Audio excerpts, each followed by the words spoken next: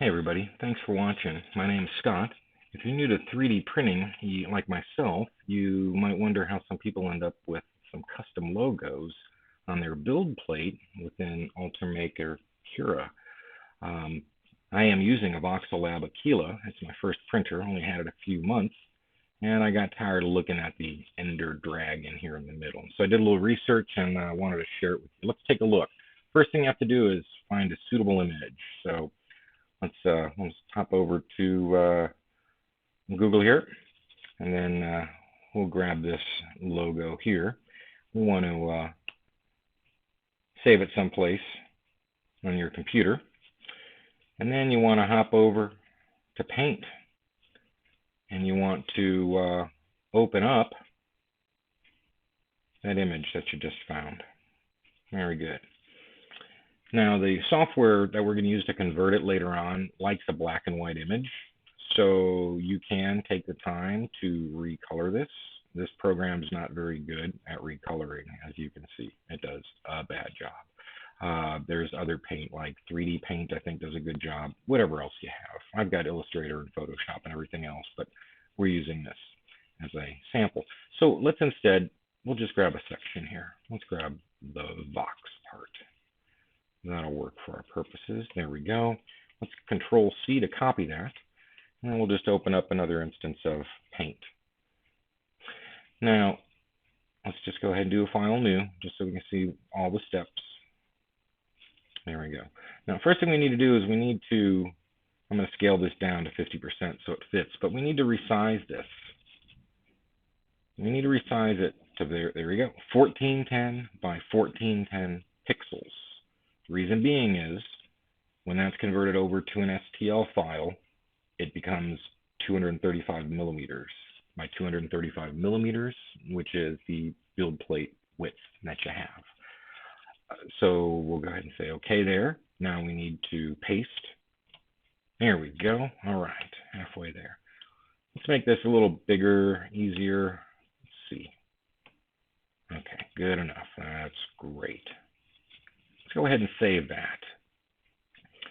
So we'll do File, Save As, and I've Vox PNG.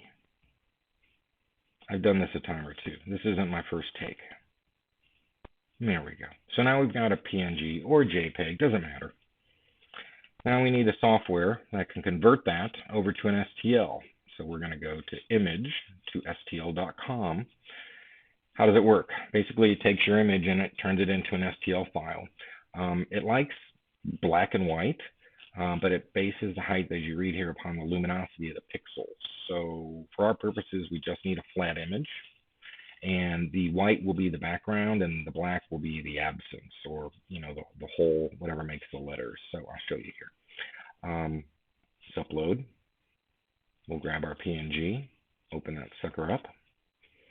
Now, here we've got a couple of choices. How wide do we want it? Well, we're making an STL that's supposed to fit our build plate, so it needs to be 235 millimeters, about 235 millimeters wide. And right now, we're just going to make it 1 millimeter. It needs to be 3, but we're starting at 1. Invert option.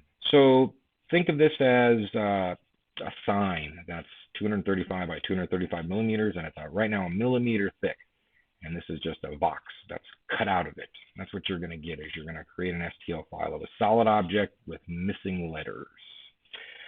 The white is going to be the solid. The black is going to be the missing. So if your photo is backwards, you can click the invert option, and it'll just print it the right way, or it'll save it the right way.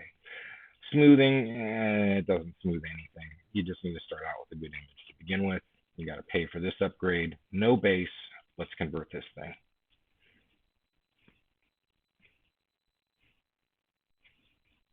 All right, it's going to pop up here in just a second. It's going to show it to us.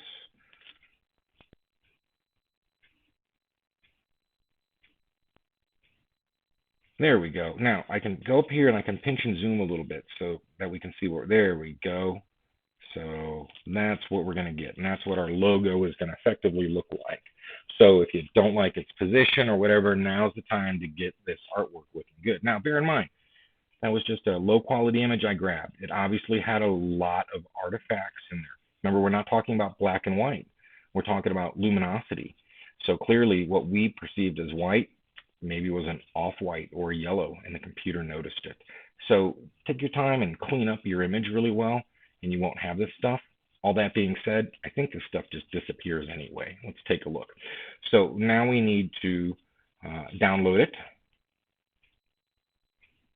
Awesome.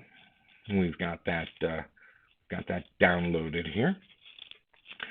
So now we need to open up that STL file. We're going to hop over into Cura, and we're going to open up that STL file real quick.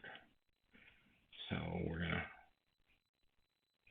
open box 4. There it is. I'm going to zoom out a little bit. I'm going to grab it, move it over here into position. Let's try again. Grab it, move it into, oh, wrong one. Hold on. I think there's an undo. Pew! All right, let's click the move button. Here we go. Now let's grab it, move it over, just so we can see what we're doing. It really doesn't matter where it goes. Again, it looks pretty ugly right now, but that doesn't much matter. What does matter is the thickness of it. This thing needs to be 3 millimeters. So let's change this to 3 millimeters. I notice it's 235.5. I don't think the 0.5 matters. I didn't notice it before. What does really matter is the 3 for the thickness. We don't need to slice it or anything like that. It doesn't matter. I don't even think it will slice. No, because it's not fitting on the build plate. It's not positioned or anything. What we do need to do is we need to save this as a project, which is a .3mf file. So let's go up here and we'll go File, Save Project. We'll save this sucker. I'm going to save it over here. And oh, no. I'll save it in my 3D objects. No. I'm going to save it right here. And we'll call it,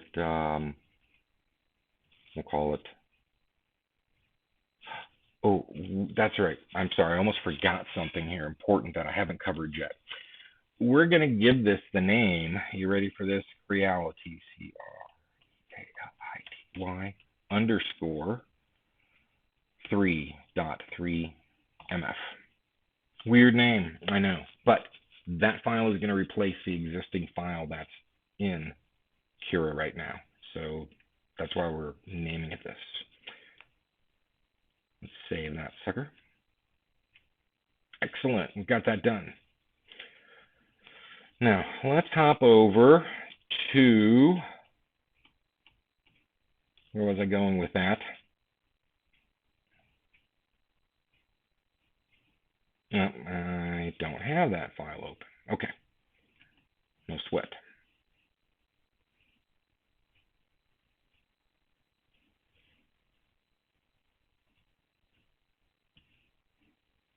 There it is. There's our 3MF file. Now, here's what we need to do, though.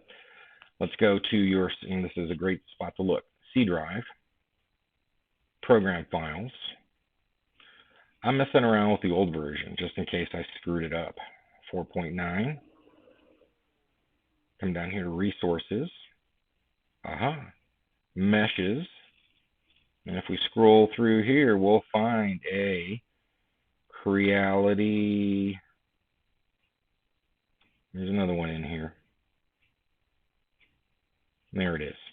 Creality underscore ender3.3mf. Did I get the name right up above? Creality underscore ender3.3mf.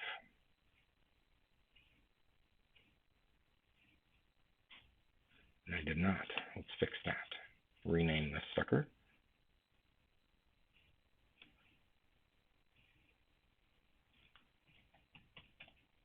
Ender3.3mf.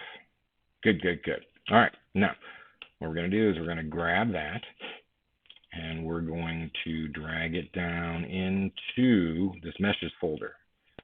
Watch this. Drag meshes. And that's how you know you've done it right, because you are replacing a file. So click the replace. It says you need admin privileges. Yeah, click continue. Voila, that's done. Now, let's hop over here And, oh yeah, we have to close out of the old one. And let's even close out of that.